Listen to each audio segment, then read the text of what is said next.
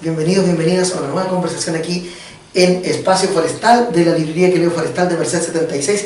Y hoy tenemos a la invitada Valeria Vargas, que editó este libro, El misterio Kinsel, o Kinsel, ¿cómo se dice? Kinsel. Kinsel, el primer caso de Laura Naranjo.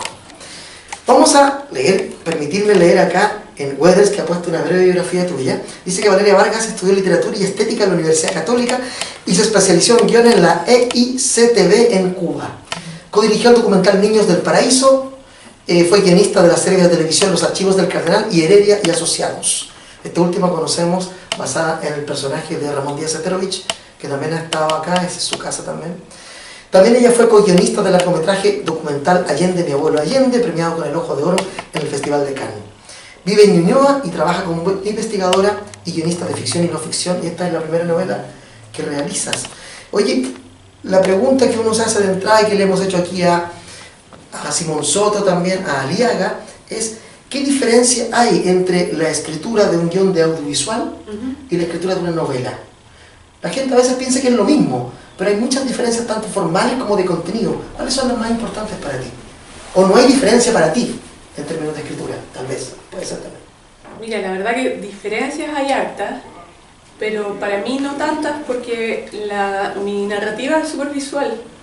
Entonces tiene la ventaja de que hay un montón de cosas que a veces yo quiero poner en los guiones y no es posible.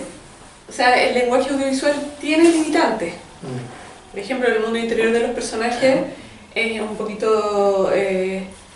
a menos que tengas un guión muy refinado, con un director muy atento, con unos actores, ya estaríamos como hablando de cine-arte, pero lo que yo hago, que es más bien televisión, no permite adentrarse tanto en el mundo interior de los personajes. Claro, el mundo interior tiene que verse, parece, ¿no? Tiene que ser visual. Claro, entonces tampoco puedes estar poniendo todo en diálogos porque no es la idea. Entonces la literatura, en este caso la narrativa, me permite hacer cosas que no podía hacer en los guiones. ¿Y por eso te decides hacer la primera novela o es una idea que tenías ya en ti hace muchos años, que querías hacer, o tienes muchas novelas que nunca has publicado?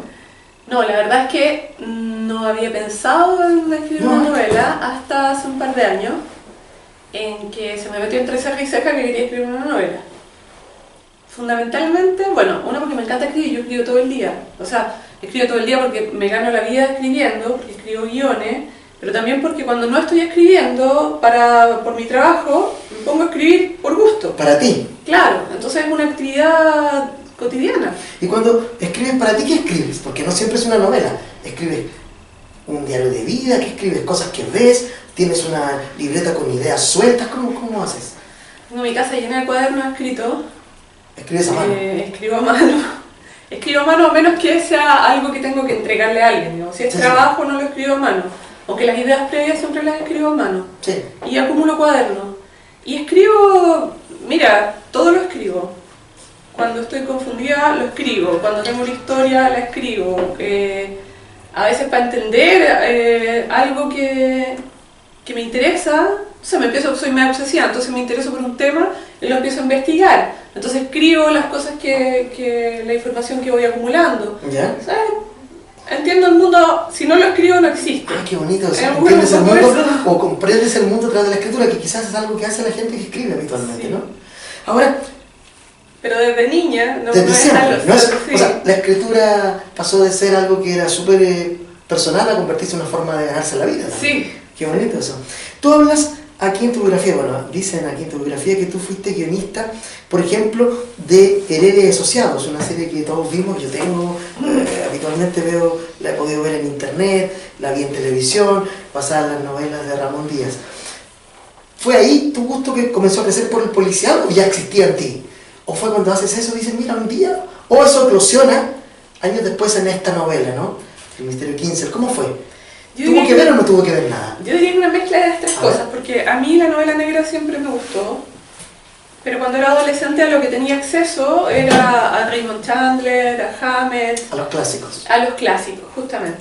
Entonces cuando me encontré con Heredia, se me abrió un mundo, porque yo dije, bueno, esto pasa en las calles que yo conozco, en la idiosincrasia, en mi idiosincrasia, es mi mundo. Sí. Por lo tanto... yo podría escribir eventualmente una historia así. Yo en ese momento no pensaba en novela, pensaba en guiones. Entonces como que me enamoré de Heredia, de hecho me lo he leído casi todo. Y yo trabajaba en esa época en una productora, entonces convencí a los de la productora que presentáramos un proyecto al CNTV para ver si podíamos adaptar las novelas de Heredia. Y hablamos con Ramón Díaz Eterovich, que es una persona encantadora, Sí. muy generoso, y le encantó la idea y empezamos a trabajar. Oye, pero pasaron ¿cuántos años de la serie de Heredia aquí? No sabes. ¿Cuántos tendrá la serie? ¿Como 10 años será? Por lo menos. Más. Yo siento que es una serie, y ahora me gustaría que nos tuviéramos ahí un poco, que se adelantó un poco a este momento, ¿no? Tal vez ahora sería aún más exitosa de lo que fue, porque recuerdo que lo había mucha gente. Porque ahora está de moda esto de hacer series, de ver series, y esa fue una serie que se adelantó en Chile, ¿no? Creo que era una de las primeras que, como tú dices, hace habitable, aventurable, investigable nuestra realidad cotidiana, nuestro espacio, las playas de Chile, el barrio Las Tardes. Recuerdo que hay un episodio de los escritores que sucede en este barrio, etc. Entonces siento que quizás es una serie que sería bonito reponer en televisión o rehacer una nueva temporada, porque todavía hay muchas novelas de Heredia. Sí, no, Heredia está más vivo que nunca. Yo fui al lanzamiento de la última novela Sí.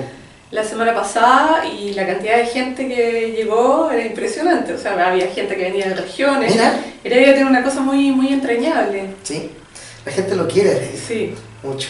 Y son fans totales de las novelas, compran todas una tras otra. Sí, ¿no? Y preguntan, ¿eso que pasó en la novela? Eso que hacen los al fans, tipo? ¿no? Sí. En el capítulo 3 sí. pasa esto, pero ¿por qué en el 8 pasó esto Sí, otro? es el mismo personaje Claro. que se encontró. Y luego un día dice, a ver, sí. Es quisquillosa la gente. Sí. Oye, me voy a permitir ir leyendo algunos fragmentos breves de tu novela. Ñuñoa de día les pertenece a los viejos. Es cuestión de andar un rato por Irarrázaval o por cualquier calle chica, para cruzarse con decenas de ellos. Como no tengo nada que hacer, juego a clasificarlos. Me gusta encontrármelos en los boliches, las esquinas y en la feria que se instala los jueves a 6 cuadras de mi casa. Intento adivinar cómo eran antes de que el cuerpo los traicionara. Imagino vidas completas, amores, hijos, fracasos, viajes a través del mar. Algunos me saludan. Se han topado tantas veces conmigo que les parece natural decir hola. Mal que mal, a estas alturas yo también formo parte del paisaje. Ñuñoa es el centro de operaciones de Valeria Vargas, esta mujer cesante hace un rato, ¿no es cierto? Que escribe también, igual que tú, y que necesita inventarse una pega y se busca esta de investigar algunos criminales de Chile del siglo XX, ¿no? Sí. Siglo XX. Y aquí comienza este policial muy sui generis, que también podríamos llamarlo gerontopoliciaco, ¿no? Porque hay mucha gente adulta, ella es joven, es una mujer relativamente joven, pero los personajes que la rodean son estos adultos mayores, ¿no? Sí. ¿Por qué esa idea de los adultos mayores? Yo viví niño también y percibo un poco lo que tú escribes, ¿sabes? Que es una comuna de muchos adultos mayores, ¿no? Sí. Bueno, mira, Laura Naranjo, que es la protagonista de esta novela, está cesante, por lo tanto funciona a horarios en que todas las demás personas están trabajando. Sí. Es la hora en que están los jubilados en la calle, es la hora en que están las madres, que esos son otros personajes, las madres con guaguita en coche. Esa es la gente que circula en los barrios en la mañana. Y yo soy súper observadora, entonces los ancianos de Ñuñoa, la tercera edad de Ñuñoa, como se dice ahora, tienen un protagonismo súper importante en la calle. Efectivamente eso ocurre, eso que en la novela, eso ocurre. Y a mí siempre me ha llamado la atención la tercera edad. Una, porque a menos que me atropellen, lo más probable es que llegue a la tercera edad, como todos los Esperemos que llegar estamos todos acá. a esa tercera edad, tal Sí. como Mario ya ha llegado, me imagino. Entonces es un misterio. Sí. Y es curioso porque a pesar de que los que nos podrían contar de qué se trata ese misterio están frente a nosotros, los hacen muy invisibles. O sea, la tercera edad está súper invisibilizada. Entonces empecé a jugar con esa idea y dije, bueno, si soy invisible puedo hacer lo que yo quiera. Que debería ser una de las ventajas de la tercera edad. Claro. ¿Quién va a pensar que fuiste tú? ¿Quién va a estar preocupado de ti si la gente con suerte te mira en la calle? Entonces con eso empecé a jugar con la idea de qué podía hacer un anciano en una situación de novela negra, digamos. ¿Sí? Mira qué bonito, claro, como la pobreza en Chile, los ancianos, sectores de la población que están invisibilizados por el resto. Claro, además que hay una idea por lo menos eso es lo que yo percibo, escuchando a la gente más joven de mi edad y un poco mayor también, que es como que se habla, ¿no?, de la tercera edad como si la gente hubiera nacido vieja. O como que ya no sirven para nada. O como que nacieron viejos, o sea, como que no les ha pasado nada, como que no entienden nada, como que no saben nada. Claro, como que ser viejo es ser un estado que se llega de una vez, en un momento exacto, y es un proceso largo, ¿no? No, y además que en una persona de tercera edad hay un niño, hay un adolescente, hay un joven, o sea, es una acumulación de experiencias. No estoy diciendo que todas las experiencias sean notables, ni mucho menos, Sí. pero de todas formas es experiencia. Claro. Y ahí hay historia. Hay un montón de historias. Entonces cuando yo veo ancianos en el supermercado, en la calle, en todos lados, lo primero que pienso es, ¿qué le habrá pasado a esta persona? Claro, ¿Qué oculta esta persona si nos ponemos en clave la novela negra? La posibilidad de que oculte. ¿De qué ha sido capaz esta persona? Claro. ¿De qué se arrepiente esta persona? Claro. Eso es lo que le pasa a Laura, ¿no? Dice así. La noche del viernes, el connotado empresario y terrateniente Alberto Feuer falleció a manos de su sobrino Teodoro Kinsel Feuer. El joven de 20 años acudió a su hogar con el pretexto de una visita. Le quitó la vida y después se sentó a fumar junto al cadáver. No manifestó ningún tipo de arrepentimiento ni dio razones para su accionar. Esto es una noticia de un periódico antiguo. Sí, es un texto diario. Exacto. Oye, una cosa que me llamó mucho la atención al leer la novela, que es algo que uno aprecia en las novelas policíacas, por aquí aún más, es que es una suerte de anillos concéntricos, ¿no? En donde esto tiene que ver con lo que pasa acá. Todo está relacionado con todo. Yo siento que escribir una novela policíaca es más difícil que escribir otro tipo de novela, puesto que tienes que disponer ciertos detalles a lo largo de la narrativa que se relacionan en un momento y que cuajan, se arman como un rompecabezas. Es muy difícil eso. ¿Cómo armaste la novela? Porque es una novela que tiene muchos elementos dispersos que se van relacionando después con precisión y es difícil hacer eso, creo yo. Sí. Como es la primera vez, cometí un montón de errores que espero no cometer nuevamente. Sí. Y bueno, el principal fue que escribí la novela de corrido. O sea, bueno, pasa esto, después pasa esto otro. ¡Ay! Feliz, muy interesante, lo pasé súper bien. Pero después empecé a corregir y se me ocurrían cosas nuevas. Y cada cosa nueva que se me ocurría implicaba que tenía que rehacer un montón de cosas. Volver a armar el puzzle. Volver a armar todo. Por supuesto, yo igual quería meter cosas nuevas, elementos nuevos, personajes nuevos, pistas nuevas. Y eso significaba reestructurarlo todo. Sí. Entonces sí, es complejo, es muy entretenido. Es muy entretenido, pero hay que estar muy atento porque todo puede ser una pista, porque también hay que pensar en el lector. Pues un lector de novela negra no es está atento a todo. Sí, pues es lo que te digo yo. A todo. Lo que dice la trama dice, a ver, quizás esto puede ser algo que en un momento explote. Exacto. Entonces uno está atento y atenta a todos los posibles detalles que te ayuden a resolver el enigma. Claro, entonces puedes dejar pistas falsas, pero tampoco tantas, porque eso también satura. Entonces sí, hay una ingeniería ahí que... O sea, esta ingeniería que hiciste tú, en reversa incluso, ¿tuviste que hacerla varias veces? La tuve que hacer varias veces, pero me hago cargo porque se me ocurrieron cosas nuevas. Aunque... Es más, se me ocurrían, cambié de asesino como 3 veces. ¿Así, ah? Sí. Mira eso, nunca lo había escuchado, cambiar de asesino 3 veces. Cambiar de asesino. Pero cuando uno la lee, yo no percibí esos errores que tú dices, ¿sabes? Yo sentía como que estaba... No, es que eso era durante la cocina del asunto, pero ahora, al final... Sí, es interesante eso, porque lo que tú dices es cierto, cuando uno lee y una buena novela es así, ¿no? Al asesino o asesina podría ser este, claro, o este, claro. O este otro. Uno quiere adivinar. Exacto, pero finalmente, no vamos a contar aquí el desenlace porque la novela tiene varios giros, varios pequeños giros a lo largo, sobre todo en el desenlace, ¿no? Oye, un momento que a mí me gustó mucho es cuando nuestro personaje, mira, lo marqué de otra manera para que no se me olvidara, cuando Laura va a Linares. Esa escena de Linares, esa secuencia de Linares gigante, que son varias páginas, es muy interesante, ¿no? Hace que tu personaje salga de Santiago, va allá y se sumerge en otro submundo. Es muy interesante ese capítulo, a mí me gustó mucho. Como que me recordó esos pequeños infiernos medio lynchianos, ¿no? De esas ciudades pequeñas. Sí. ¿No? Sí, tenía ganas de sacar a la Laura Naranjo de Ñuñoa, justamente para meterme en esos mundos, porque la provincia tiene eso, bueno, que como tú dices, es bastante lynchiana, tiene eso, que vemos el paisaje paradisíaco, vemos gente muy tranquila, pareciera que no sucede nada, pero no sé si ustedes han estado el tiempo suficiente en provincia como para darse cuenta que la provincia es bien particular, por decirlo suavemente. O sea, en la provincia suceden cosas que uno no se imaginaría.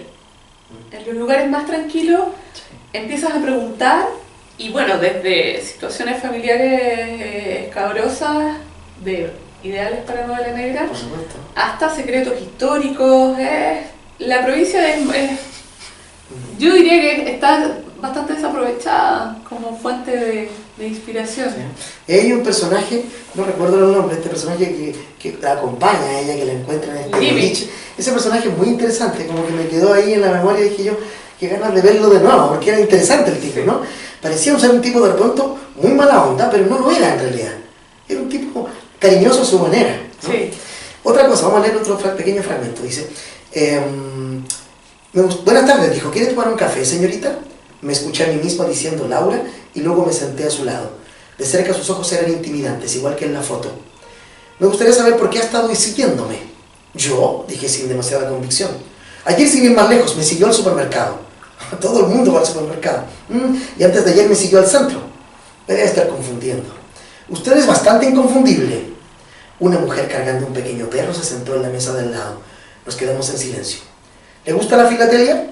¿No? Porque estuvo mucho rato mirando la vitrina de El Penique Negro, justo cuando yo estaba dentro. Ahí solo venden estampillas de colección. Me ardía las mejillas. Comencé a toser. El mozo me trajo café y un vaso de agua. Es un poco los pequeños errores que comete tu detective novel, ¿no? Laura, que como que la sorprenden de pronto. Y yo me quería detener aquí en los diálogos. Hay momentos de diálogos bien interesantes porque son un pimponeo muy... Me recuerda mucho quizás tu escuela audiovisual, ¿no? Que en el audiovisual los diálogos tienen que ser rápidos, breves, ¿no? Como en el policial también de algún modo. Sí, tengo esa ventaja. Tengo esa ventaja porque los diálogos se me dan de manera muy natural. He trabajado harto en telenovelas, escribiendo telenovelas, y las telenovelas, si le preguntas a cualquier guionista chileno, son algo así como el servicio militar del guionista. Porque por un lado por un lado es un muy buen trabajo, porque es estable y bueno, pero por otro lado no puedes parar.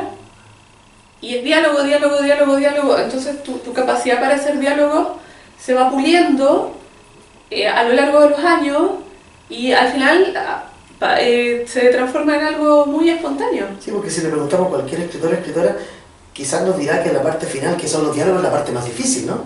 Quizás la estructura de la novela, más o menos, todo es difícil, pero ya, superaste eso. Luego, escribirla más o menos, ir agregándole carnecita a eso, a esas ideas que tenías, y luego al final, algunos escriben al final los diálogos, ponen la enunciación de lo que dicen, quizás al final. Entonces, me parece ser que es uno de los momentos más difíciles también, que suenen naturales, que no entreguen tanta ni poca información, ¿no? Son un arte, encuentro yo, el diálogo. Sí, hay que tener buen oído. ¿Cómo se ejercita ese oído? ¿Cómo se puede ejercitar si no es escribiendo también? ¿Escuchando a la gente? Yo creo que prestando atención. Yo creo que es uno como de los requisitos fundamentales para escribir lo que sea.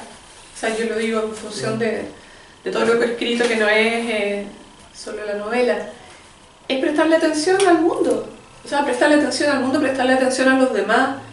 El ensimismamiento es contrario a la capacidad para generar buenos diálogos, por ejemplo. Sí. Porque terminas escribiendo diálogos que los personajes hablan todos igual, por ejemplo. O que hablan como tú. Y no es la idea. Entonces, yo creo que por un lado es un talento, en el sentido de que no es mérito de uno, y por otro lado es un entrenamiento. Claro, es interesante también eso que acabas de decir, porque destruye esta idea del escritor en esa torre de marfil, ¿no es cierto? Desconectado de la realidad, ¿no? Al revés, debería estar uno, para poder estar acercándose a lo que le pasa a la gente, a lo que le pasa al país, hay que estar en conexión con ese país, con esa gente, ¿no? A mí me gusta la novela negra justamente porque la novela negra es nuestra novela social. O sea, la novela negra y la novela policial son las que se encargan. No estoy diciendo que no puede haber otro tipo de novela que lo haga, pero la vocación primera de la novela negra es mostrar el mundo en el que vivimos, la cultura en la que vivimos, tú lees novela irlandesa negra y sabes cómo funcionan los irlandeses, cuáles son sus problemas sociales, qué es lo que les duele, qué es lo que les falta. Conoces Islandia. Lees a Camilleri y conoces cómo funcionan los pueblos chicos en Sicilia. O sea, es como la evolución de la novela realista, por decirlo así. Entonces, claro, es imposible escribir este tipo de novelas sin estar conectado con la calle. Tú dijiste que habías leído los clásicos en el pasado y que habías trabajado en la adaptación de las novelas de Heredia, pero antes de hacer tu novela, ¿te pusiste a leer un poco antes? ¿Estudiaste un poco o no? ¿O te tiraste simplemente?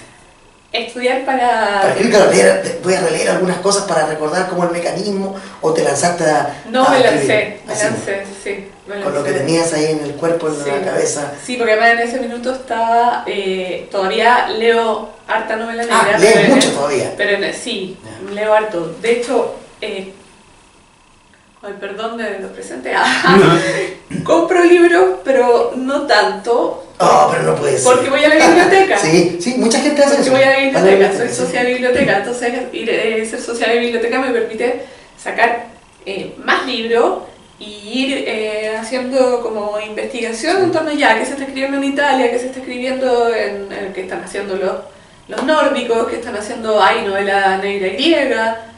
Y entonces, en esa época, yo estaba en plena investigación, entonces leía mucha novela negra. Sigo leyendo, pero en ese momento estaba como muy imbuida. Entonces, la verdad que no lo pensé, fue como ya, esto que quiero escribir no existe. No existe, porque hay novela negra con investigadora femenina, pero no había una aquí. Claro, entonces algunas son policías directamente, mujeres policías. Claro. La tuya no es una mujer policía. No es una mujer policía. Exacto. Y además es ella la que investiga. Porque, por ejemplo, directamente. Claro, por ejemplo la Asa Larsson tiene una saga de novelas y la protagonista es una mujer y una fiscal. Claro. Y ella te muestra un poco cómo es Uppsala, qué sé yo, en Suecia. Yo decía, ¿por qué no hay Ñuñoa? Claro, porque alguien ¿Por qué común, no en Ñuñoa? ¿Por qué claro. no en Plaza Italia? ¿Por qué no en Quinta Normal? ¿Por qué no acá?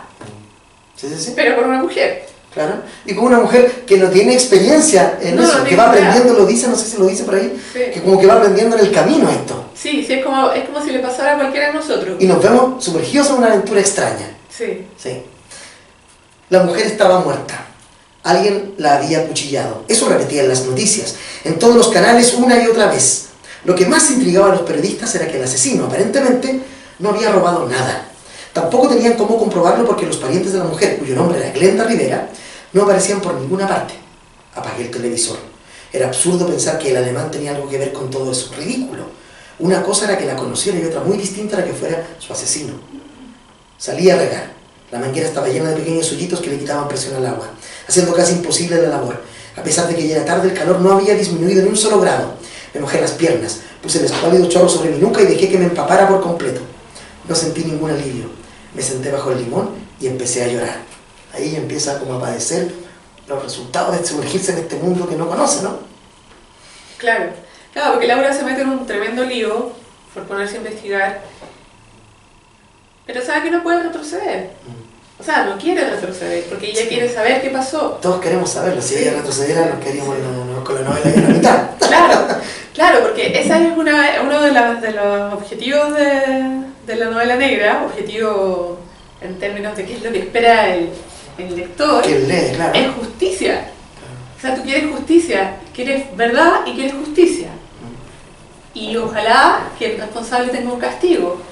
Entonces, Laura no se detiene porque eso busca ella también, ella necesita saber, entonces su curiosidad es tan grande que no mide el peligro.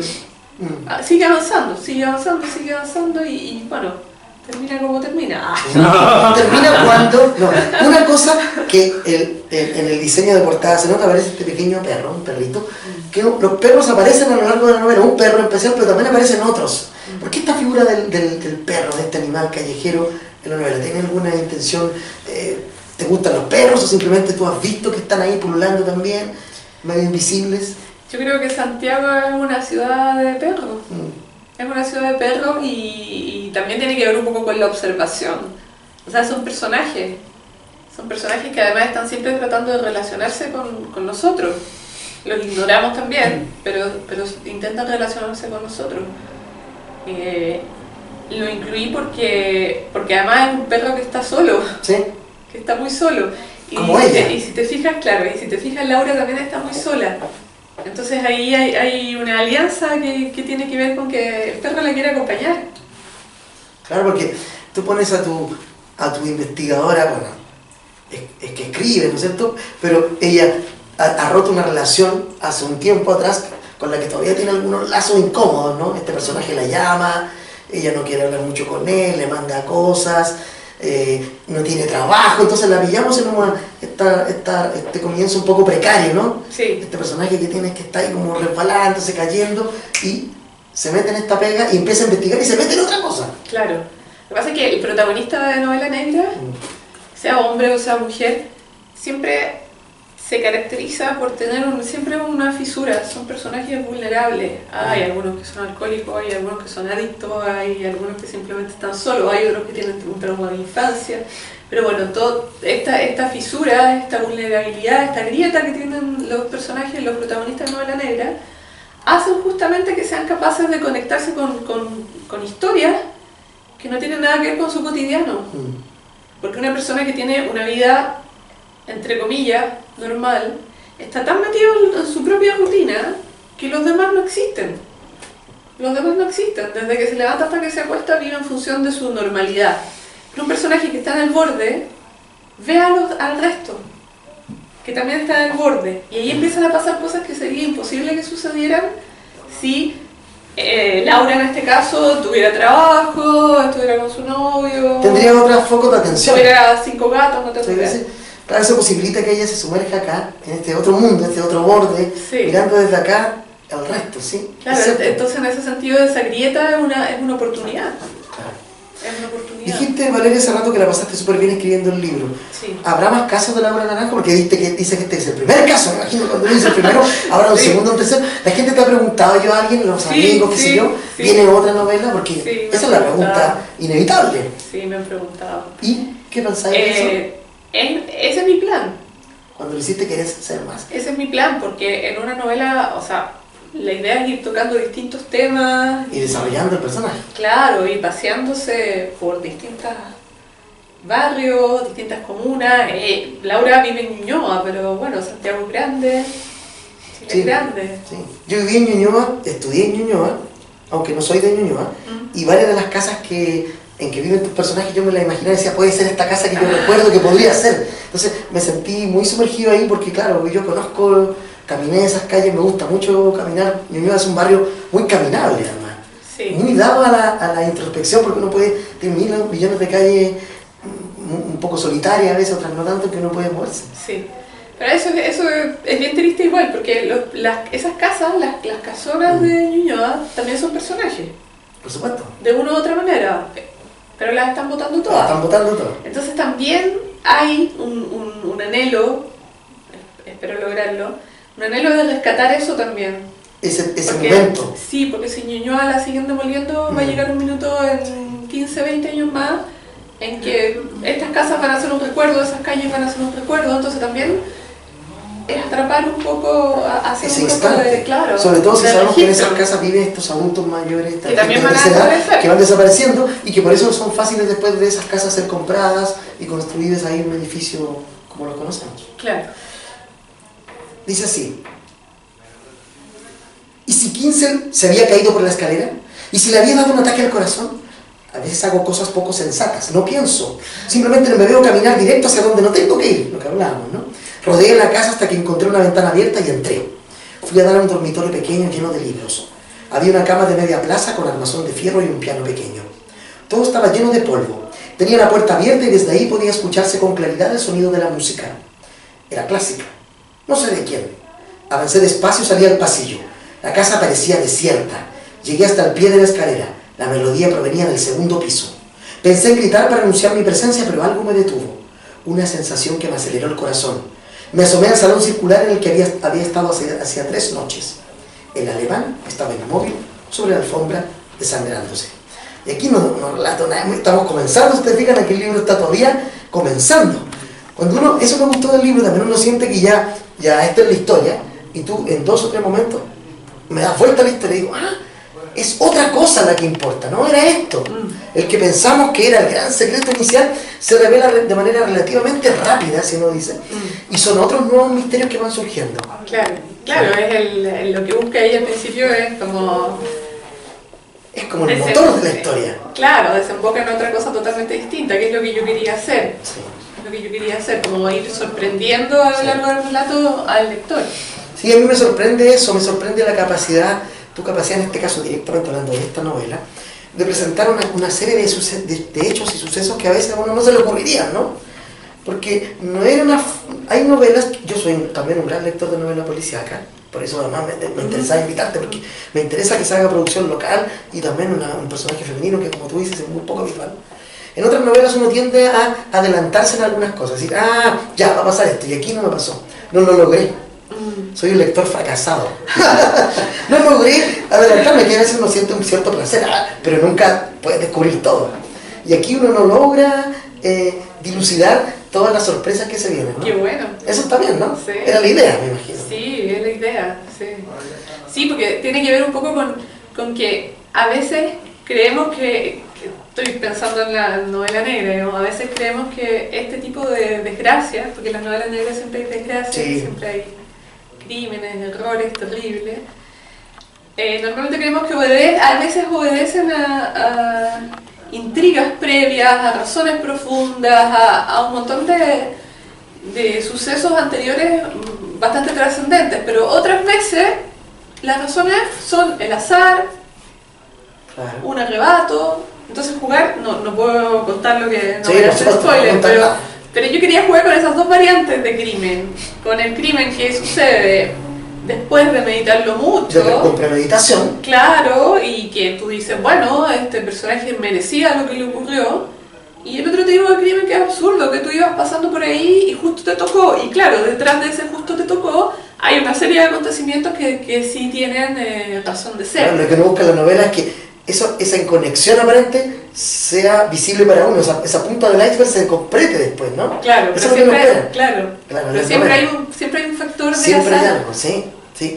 ¿Es usted Laura Naranjo? Asentí, se trataba de un personaje imponente. Soy Rolando Muñoz, el periodista. Usted me llamó a mi casa, ¿se acuerda? Leonidas me dijo que andaba por aquí. Hola, sí, un gusto conocerlo.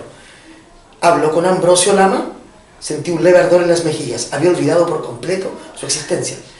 No he podido ir y como no tiene teléfono, no se preocupe. Está cada día más decrépito y su casa parece un hogar de gatos abandonados. Mejor que no haya ido. ¿Qué está haciendo? Dijo mirando la pantalla. Intento traducir un texto, un fragmento del Fausto de Goethe. El que le vendió su alma al diablo. Un joven con aspecto de abogado nos hizo callar con un ruido seco. Don Rolando me tomó del brazo y me llevó hasta el pie de la escalera. ¿Le parece si salimos a tomar algo fresco? Aquí todos los viejos le invitan a tomar algo, Esa idea, yo creo que la idea del anciano o la anciana de tener alguien con quien hablar, por esa cosa de la invisibilidad que tú hablas, ¿no? Sí. Sí, en este caso el personaje que tú citas además es un personaje que fue periodista durante muchos años en revistas que se dedicaban a la Crónica Roja. Sí. Porque la Crónica Roja chilena tiene una historia Potente. muy potente, claro. Tú aludes a ella aquí, a la asesina de las cajitas, a no sé quién, que yo recuerdo ahora, no sé, hay un libro el que todos leemos que se vende en ese kiosco que está cerca de la PDI, que es de un señor antiguo que escribió en un libro todos esos casos famosos, cuyo nombre ahora no recuerdo, porque es una autoedición que siempre es un long seller, ¿no? Sí. Lleva años vendiéndose y la gente que nos gusta esto lo hemos leído y qué sé yo, y tú haces un pequeño homenaje a esa época, al comienzo, ¿no? Esta idea de investigar estos casos clásicos, terribles de asesinatos en Chile, ¿no? Sí, de hecho es un tema que me gustaría... Yo al principio había pensado en usar un caso real. ¿Ya ha sucedido? Claro, ¿Ya? conectándolo con el presente por supuesto, Sí. pero usar uno de esos casos reales. Y lo investigué harto. Y lo que siempre me pasa cuando investigo, que me gusta mucho investigar, lo que siempre me pasa cuando investigo es que al final la investigación es tan grande que tengo que empezar a desechar cosas. Sí. Y uno se engolosina porque Por supuesto. son temas muy interesantes. Entonces, espero volver a tener oportunidad de desarrollar, porque de desarrollar esas historias que están ahí al alcance de cualquiera. Pero finalmente lograste crear un crimen anterior que no existe y lo hilaste también con el presente. Sí. ¿No? Esta idea de que estos fantasmas que nos persiguen, ¿no? Sí, al final decidí que fuera un caso ficticio. Sí. Pero es un caso también muy interesante porque también contiene secretos también que se van revelando lentamente. Sí, además me metí un poco con esto de que ahora tenemos, es triste, pero al mismo tiempo yo creo que es positivo, que todo lo que tiene que ver como con estos secretos familiares, abuso, Sí. toda esa área oscura del alma humana, antes que esas cosas quedaban No enterradas. le importaba mucho a nadie y se callaban. Se callaban para siempre. Entonces, si empezamos a retroceder, claro, imagínate la cantidad de historias relacionadas con abuso que podemos ir descubriendo, Sí, cómo opera. Ahora, claro, estamos con el tema de la iglesia que ya nos tiene a todos bastante impactados, Sí, sí. al borde de estar anestesiados. Eso ha existido siempre. Sí. Solo que ahora lo subimos, pero se Por ven suerte. miles de casos en el pasado. Claro, y todo eso elabora trauma. Y ese trauma lo heredamos todos, aunque no nos demos Sí. cuenta. Y se pasa de padres, madres a hijos, hijas, y así se transmite, ¿no? Porque Exacto. explotan finalmente en uno, de alguna manera. Claro. Aunque, ¿no? Sí. La culpa, ¿no? Pagar las culpas de los padres, expurgar esas culpas, limpiárselas, renacer. Hay un tema ahí increíble todavía. Claro, además también quería jugar con la idea de tomar, hacer justicia por tu propia mano. Sí. Porque si no es posible hablar del tema, bueno, entonces Y también hagamos justicia. tu novela de algún modo se entronca con esta idea de la impunidad, ¿no? Eso tú dices, ¿no? Los recuerdos que quedan, pero que quedan impunes. Esa impunidad social, ¿no? Que ciertas clases sociales, por ejemplo, con mucho dinero pueden callar esos secretos y ocultarlos hasta que quizás nunca sepamos que sucedieron. Claro. Bueno, la novela negra trabaja mucho con eso, con la impunidad, Sí. con cómo nos callamos, con cómo las familias tienen que ver un poco con los circuitos de poder. O sea, hay un tipo de novela negra que se ocupa como de los poderes públicos, por decirlo así, los políticos, qué sé yo, el dinero, pero la familia también es un poder. Sí. Un micropoder, claro. Claro, o sea, piensa que es la base de todo lo otro, entonces Sí. la familia también es un poder que sostiene este tipo de conductas que terminan enfermando la sociedad entera, digamos, ahí nace todo. Sí, yo me atrevería a decir que la novela policial en general habla siempre sobre el poder, de algún modo. Sí, El gángster, el asesino, la familia, el violador, qué sé yo, ¿no? sí. Siempre está el poder ahí ejercido hacia otras personas, de una manera Claro. inadecuada, ¿no? Claro. Quizás, claro. Desparramado sobre el pavimento, tomando sol en la vereda del frente, estaba el perro. Por alguna razón no había ladrado a las 6:30. Me acerqué para acariciarlo. Tenía los ojos cerrados y el paquete misterioso bien agarrado debajo de una de sus patas. Lo tomé rápidamente y lo metí en mi bolso. Uno de los basureros me lanzó un piropo ininteligible y se trepó al camión. Sus compañeros lo siguieron riéndose y mirándome, mientras el conserje del edificio de la esquina se abría paso entre ellos. «Le dejaron esto», dijo en tono confidencial mientras me pasaba un papel doblado en 4. Luego hizo una venia y me se devolvió trotando. Busqué la sombra para poder leer. La caligrafía era perfecta y decía: «Ocurrió una desgracia». Firmaba Juan Pacheco. Es interesante cómo tu personaje de Laura forman estos ancianos una cofradía como las que podría tener Sherlock Holmes con los niños victorianos, ¿no? Estos que trabajaban para él. De algún modo, estos ancianos se convierten en compañeros de camino de Laura, por lo menos en esta novela. Claro, se arma una especie de red. Una cofradía, sí, claro. una red. Están Sí. estos ancianos, pero además tienen contacto con los conserjes. Sí, lo dice el momento, nosotros conocemos todos los conserjes del barrio. Sabemos todo lo que pasa. Claro, porque son los ancianos los que le prestan atención a los conserjes. Y los que le prestan atención a los que nadie le presta atención. Sí, exacto. Y que hablan con la gente, Sí. ¿no? Y se cuentan cosas y se van informando de todo, ¿no? Esta idea del viejo, la vieja copuchenta, en el fondo también es un intento de comunicarse, ¿no? Quizás Sí. por mucho tiempo hemos como tratado muy mal esa idea de que el que habla con todo es muy copuchente, ¿no? Y quizás un deseo de comunicarse también. Sí, yo creo que eso de que tú dices también es bien chileno, es muy, muy chileno en el sentido de que hay una cosa como innata en nosotros, digo nosotros, porque yo también soy Todos, chilena, estamos aquí. una sí. cosa como media despreciativa Sí. del cotidiano más básico, que es justamente querer relacionarte, querer conocer, querer estar con el otro. Entonces, la vida de barrio se trata de eso. La vida de barrio se trata de eso. Que hemos perdido, y es posible, claro, y es posible escribir esta historia porque en Ñuñoa, en otras comunas también, en Ñuñoa todavía hay vida de barrio. Entonces tú sí puedes armar redes que no son posibles de crear en lugares en que hay puros edificios, en que ya nadie conoce a su vecino. O sea, yo vivo en Ñuñoa y los vecinos se saludan en la calle, yo también saludo a los vecinos en la calle porque te ves, y todos saludan. Sí, hace poco escuchaba, creo que era una publicidad radial, ¿no? Que decía que era sobre, no recuerdo qué, pero decía un estudio breve, decía, de 10 personas que viven en Chile, en ciudades como esta, con edificios, solo 7 no conocen los nombres de sus vecinos. ¿No? Claro. 7 de 10. Claro. No los conocemos, no sabemos qué nos se llaman. En cambio, los barrios sí. Sí. El almacenero, la almacenera. Y las personas mayores sí. Sí, saben las personas mayores también. Sí. Por eso son interesantes como personajes. Sí. Entonces, tu novela quizás es una novela de un mundo que está desapareciendo de algún modo. Sí. Sí. Es una novela del mundo que está desapareciendo y también es una novela sobre cómo operamos cuando estamos solos. A ver, ¿cómo así? Claro, porque los ancianos, da lo mismo cuántos hijos tengan, da lo mismo porque los hijos se van. Llega un minuto en que el ser humano se queda solo, ¿ya? Entonces eso lo puedes aprender antes o lo puedes aprender después, cuando estás viejo.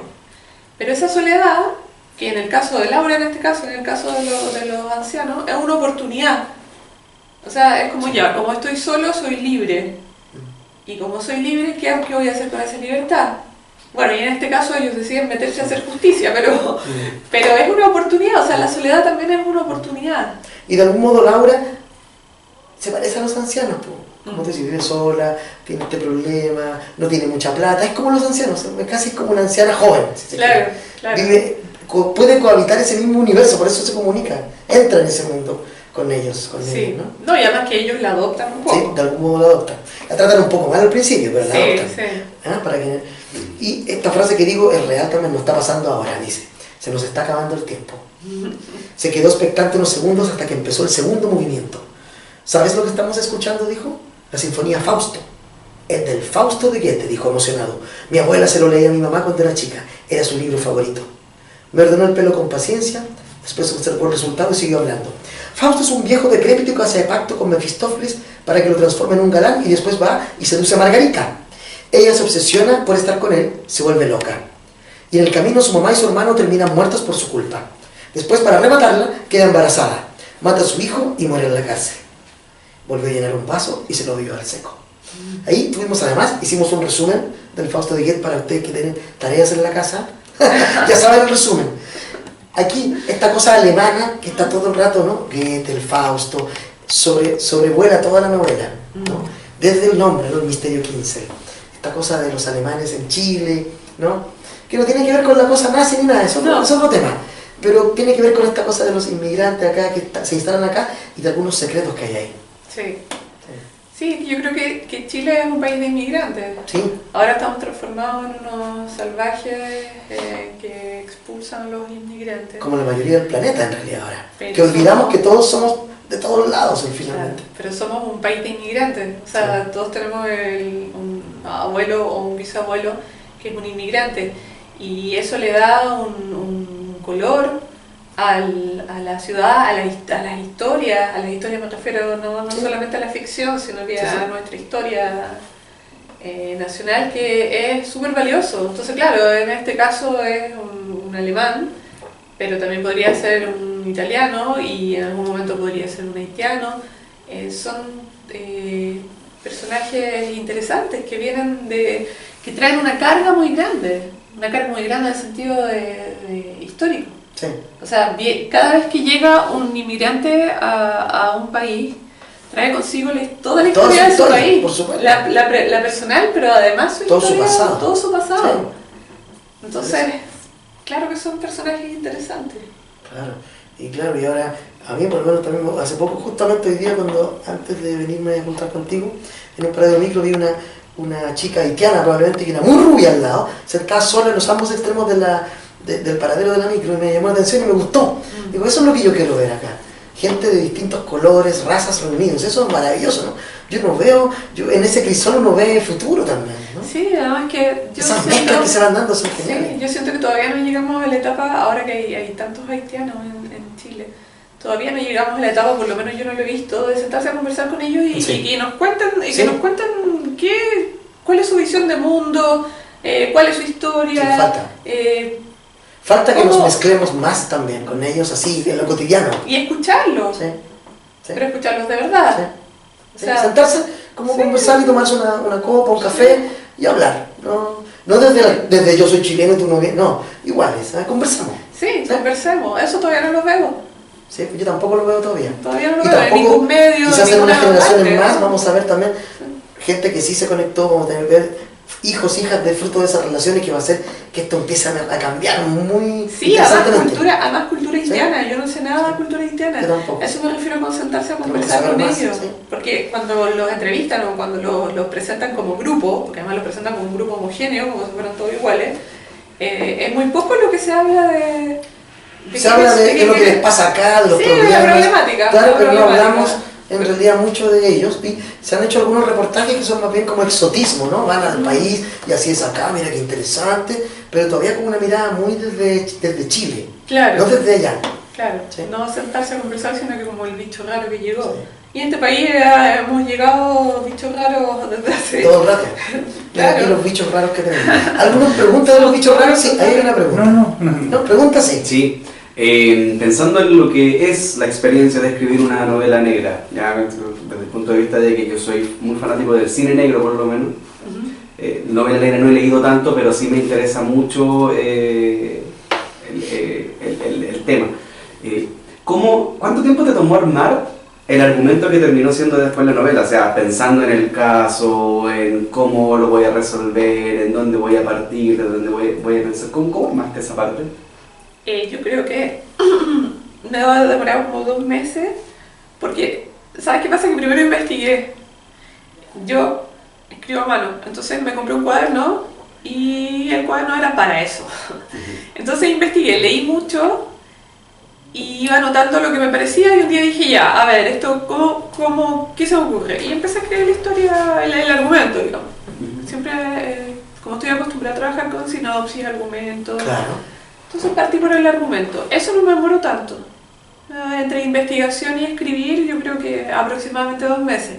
Ahora, después cuando desarrollé la novela pasó lo que les contaba recién, que empecé a meter nuevos personajes, nuevas pistas. Al principio el asesino era uno y dije, no me gusta esto, todo nuevo, mejor que sea este otro el asesino. Después dije, no, pero un asesino nomás, no, mejor 2. Bueno, y eso hizo que tuviera que rehacer.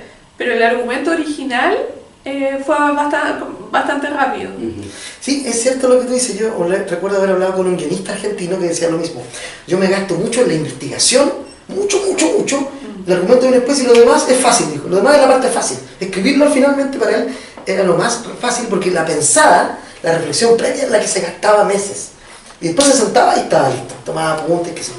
Sí, ahora después tienes que corregir. Sí, por supuesto. Claro, eso de decir que es la parte fácil es un eufemismo casi, ¿no? Sí. Pero es que era argentino, entonces no. Ah. Pero es argentino, esta novela es maravillosa. Dice, sí, ¿tú crees? No es tan buena, ya ganó millones de premios. Siempre son así, En una sentada. yo le decía, pero este libro es maravilloso. No. Sí, ¿tú crees? No sé, a mí no me gusta tanto. Y ganó 3 o 4 premios internacionales con esa novela. Claro. Bueno. No, corregir es arduo. Corregir es súper arduo. O sea, escribirla, claro, escribes como el primer borrador. Y después ya viene la parte como más del detalle. ¿Cómo lo haces para aguantarte los spoilers cuando está ahí? O sea, porque yo soy el... A ver, ¿cómo? Yo soy el mago de los spoilers. Si estoy escribiendo, por ejemplo, una historia que tiene que ver con la resolución de un crimen, lo más probable es que me tire demasiados spoilers para poder llegar al crimen. Pero ridículos, así. ¿Cómo te aguantas eso? Como demasiadas pistas, como que sea muy evidente. Es que ya ni siquiera pistas, es como que te estoy... ¿Cómo te aguantas esa cuestión de decirte, oye, mira acá, por aquí quiero que vayas, que tú... Fíjense en esto. Claro, fíjense muy en esto. evidente, no sé. ¿Cómo lo logras esa parte? De no ser tan evidente por decirte, mira señor lector, siga este camino que yo le quiero mostrar. A mí me pasa al revés, que tengo que mostrarles el camino, al lector, pero no quiero que adivine. Entonces a veces pecaba de sutileza. y en las correcciones me iba dando cuenta que en realidad estaba siendo demasiado sutil, entonces que tenía que arriesgarme a indicar un poquito más, como dices tú, miren para allá, al revés, me pasa al revés, que es como, no quiero que adivinen, no quiero que adivinen. Pero recuerda que también hay novelas policíacas en que quizás uno ya sabe todo y la historia no es descifrar quién es el criminal o la criminal, sino que es otro viaje, ¿no? A veces también sí, ¿no? Sí. A veces recuerda que hay novelas clásicas en que, o el mismo Sherlock, ya vamos al clásico de los clásicos, ni siquiera resuelve el caso, o el malvado o malvada se va, y él descubre quién es, pero no lo atrapa. Claro. A veces pasa también, ¿no? Sí, lo que pasa es que cuando la estás escribiendo, a mí como lectora, en general, a menos que sea un caso así ya demasiado intrigante, como que el asesino, claro, quiero saber por supuesto quién es, porque si no se siente estafada como lectora, pero claro, es mucho más interesante a veces el camino para llegar que el resultado final, ¿no? Claro, pero cuando la estás escribiendo, tienes la responsabilidad de que o sea, no terminen tan rápido. Es como que tienes que tomar la decisión, pues, o sea, ¿qué hago con este...? Porque de pronto te puede resultar demasiado entretenido escribir la historia que tienes que tomar la decisión, ya, ¿qué hago ahora? ¿Lo atrapo o no lo atrapo? ¿Lo encarcelo o no encarcelo? ¿Lo mato o no lo mato? Claro, pero cuando estás escribiendo la historia, también hay una necesidad de hacer justicia. Entonces, eso está clarito, o sea, el asesino tiene que pagar de una u otra forma, digamos, aunque sea, en este caso, voy a terminar haciendo spoiler. En este caso, usted puede tener el video en YouTube en este momento si no quiere escucharlo. El mayordomo el asesino. Claro, exacto. No, a pesar de que en este caso es posible empatizar con el asesino, en este caso. No siempre es posible empatizar con los asesinos. Lo digo, estoy hablando de novela negra, no de la vida real, pero los asesinos de novela negra, claro, hay unos que uno no empatiza y en otros casos sí. Porque también había una necesidad en mi caso de explorar esto que tiene que ver con que, claro, nos portamos todos súper bien hasta que nos pasa algo. O sea, yo creo que la mayoría de nosotros, no voy a decir todos porque no lo sé, pero la mayoría de nosotros en determinadas circunstancias podríamos matar. Sí, enfrentados las cárceles están llenas de personas que hasta antes de eran inocentes. Claro. Entonces, o que no habían cometido ni siquiera robado 100 pesos, ¿no? Sí. Claro, entonces yo quería explorar ese tipo de asesino, que es el asesino que tú dices, claro, eres un asesino, pero bueno, a lo mejor a mí también me podría pasar eso. La posibilidad de que todos podamos ser un asesino. Con ese grato pensamiento, entonces nos despedimos. Valeria, yo te quiero agradecer. Desde que supe que la novela, dije yo la voy a perseguir, voy a llamar a Webes, a quien agradecemos también que me haya enviado la novela para poder leerla a tiempo, ¿no es cierto? A la Silvana también, que se preocupó de que la tuviera a tiempo, que se conectó contigo para que vinieras hoy día a hablar con nosotros en este breve espacio que tenemos de discusión, que a veces tampoco nos habla con la gente que escribe, ¿no? Sí, la gente lee libros y no conoce a la gente que las escribe las novelas. Entonces nos parece muy entretenido hacer esto. No, yo les agradezco mucho porque a mí me encanta hablar de novela negra y creo que está así como hay, no sé, de repente digo, leo que hay club de lectura de no sé qué, y yo digo, ¿cuándo van a hacer un club de lectura de novela negra para que nos juntemos a hablar solo de novela negra? Hazlo tú y nosotros vamos. Hazlo tú y vamos, eso, a mí también me gusta. Sí, es muy entretenido. Hay mucha gente que lee, así que les invito a todos ustedes que van a ver esta entrevista después aquí en Espacio Forestal, que no es forestal, pero en el YouTube, la novela, que lean esta, Valeria Vargas, El Misterio 15, el primer caso de Laura Naranjo, de Webers, editado. ¿Cuándo nació? Nos salió hace poquito esto. Salió en septiembre. En septiembre, es un libro fresquito, como dice por ahí, fresquecito, perdón. Todavía está tibia Está tibio todavía, usted lo toca, está tibio. Lean entonces de Valeria Vargas, El Misterio 15, y esperemos que este sea el primero de una larga serie de novelas de Laura Naranjo que espero seguir leyendo en el futuro. Muchas gracias por haber venido a hablar con nosotros. Gracias a ti. Un aplauso. Gracias, muchas gracias.